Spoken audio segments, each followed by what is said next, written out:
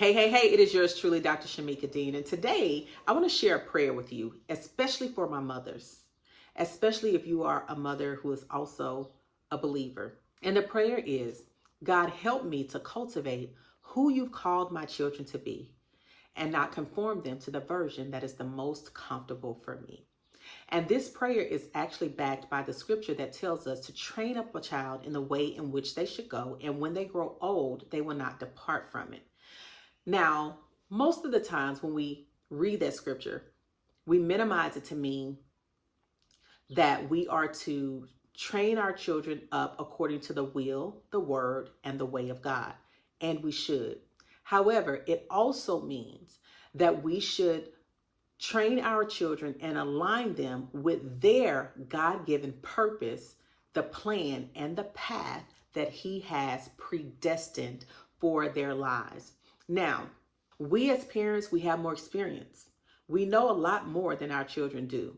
However, most children know who they are called to be and what they're supposed to be doing on this earth until the world tells them something differently. And if you notice, your child may like to listen to music. They may have always wanted to scribble on the walls. They may have torn some things apart. Tearing some things apart could be the engineer in them. They may have loved to write on the walls, so that could be the artist in them. They may have loved to sing and dance. That could also be the psalmist in them or the artist in them. They may have been a little bit rebellious, a little hard-headed, if you will, as my mother would say about me, but that was just a leader in me. My mother just didn't understand at that time, okay? And the reason it is so important for us not to conform them to the version that's comfortable for us, because we could actually cripple their calling, because each of their path is unique to the purpose in which God has created them.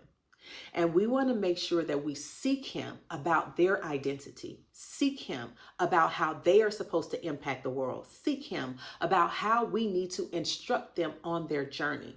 Especially if you have more than one child, because two children are not the same. It doesn't matter if they have the same mother or father, they're not the same. And so the way that you discipline them or correct them is unique to them.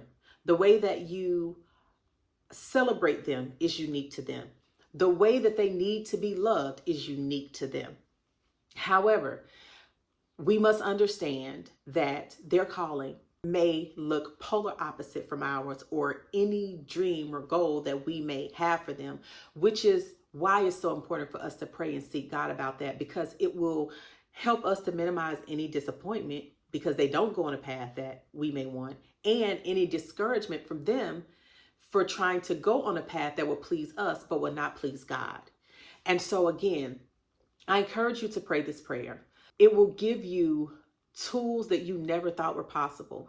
And you will be able to build and cultivate this child in a way that brings them to life and brings their purpose to life and ignites their passion.